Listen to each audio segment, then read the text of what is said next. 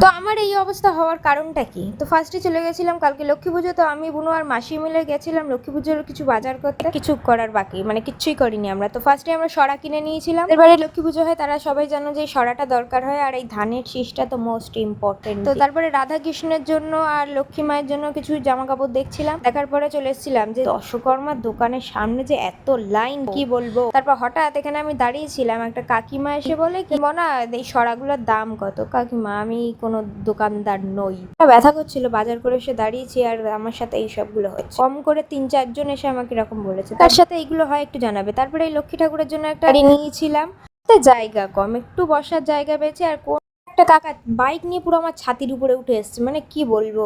আমাদের পালা আসলো, আমরা লিস্ট দেখে জিনিসপত্রগুলো নিলাম, নিয়ে এখান থেকে ফুল নিয়ে যাব, তার মধ্যেই কিছু ইউটিউবারদের সাথে দেখা হলো।